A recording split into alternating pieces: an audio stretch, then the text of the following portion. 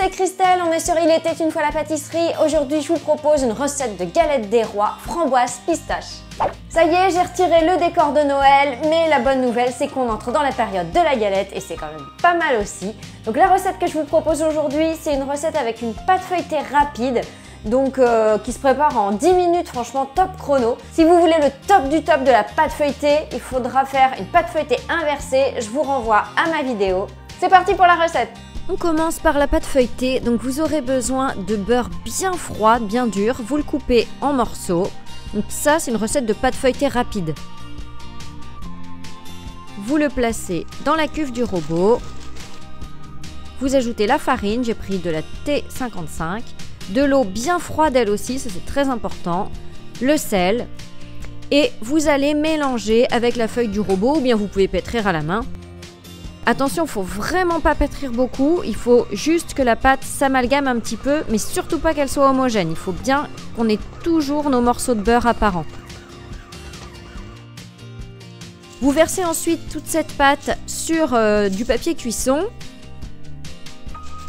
Vous mettez une autre feuille par-dessus et on va l'étaler en un premier rectangle.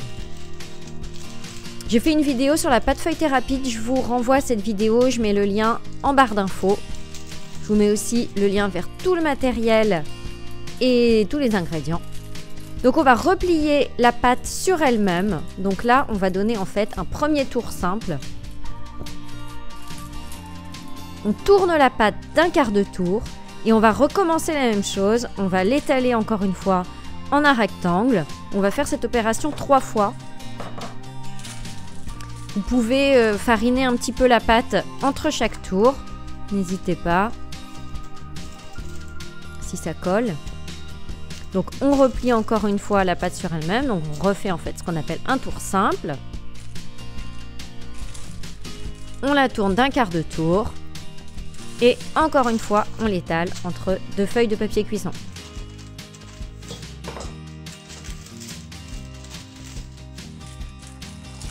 On fait un dernier tour simple.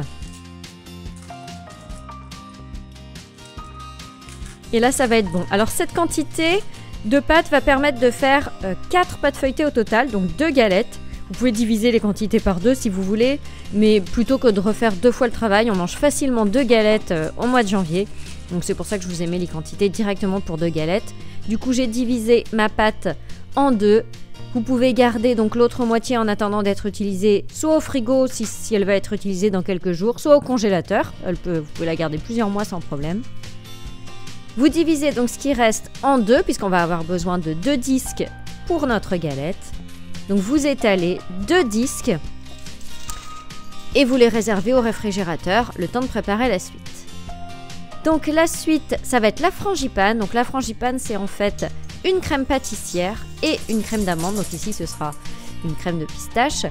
Donc pour la crème pâtissière, vous fouettez ensemble les jaunes d'œufs et le sucre en poudre jusqu'à ce que ça blanchisse. Vous ajoutez ensuite progressivement le lait entier. C'est important de prendre du entier.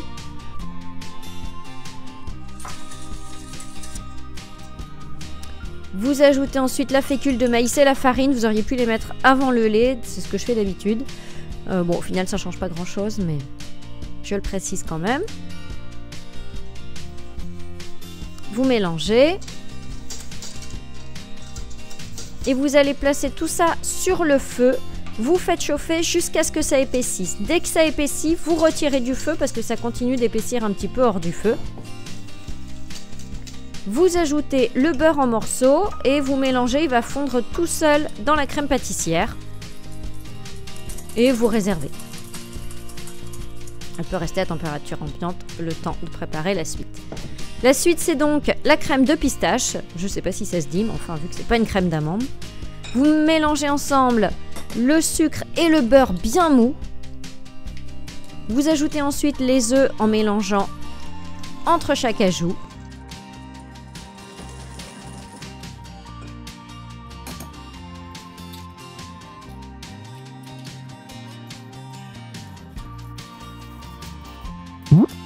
Si la recette vous plaît, je compte sur vous pour mettre le max de pouces bleus, vous abonner à la chaîne et bien cliquer sur la petite clochette pour recevoir toutes les notifications. On ajoute la poudre de pistache et on mélange. Vous pouvez ajouter aussi un petit peu d'extrait d'amande amère, ça relève encore le goût de la pistache. C'est pas obligatoire. Vous mélangez ensemble les deux préparations. Si vous voulez ajouter un petit bouchon de rhum, c'est le moment. Ça non plus, c'est pas obligatoire. Vous mélangez bien. On a une bonne quantité, moi j'aime bien quand la galette est bien garnie. Vous versez le tout sur un premier disque de pâte feuilletée.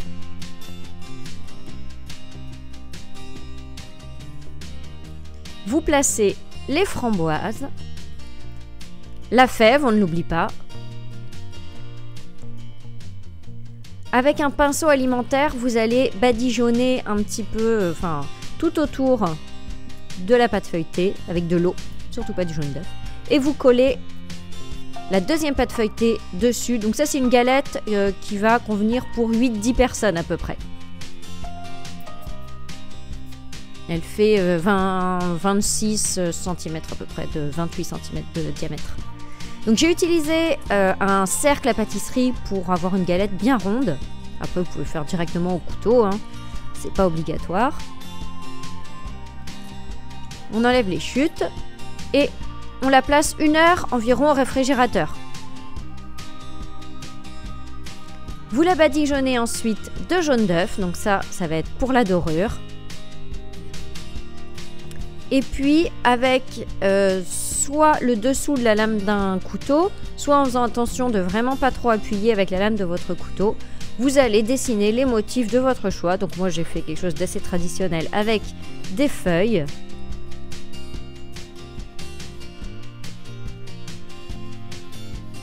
Après, on va chiqueter la galette, c'est-à-dire qu'on va appuyer comme ça tout autour. Moi, j'ai utilisé une cuillère. Vous pouvez utiliser aussi le dessous de la lame d'un couteau.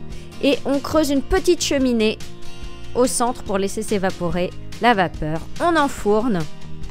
Et c'est prêt. On a une galette qui est délicieuse, bien garnie. C'est vraiment trop bon. Moi, j'adore la galette à la pistache.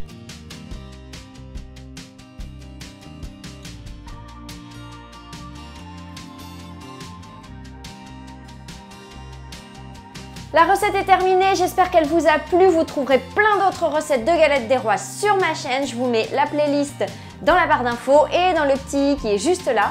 Et puis je vous dis à très vite pour une prochaine recette. Ciao! Et n'oublie pas de t'abonner en cliquant sur ma tête.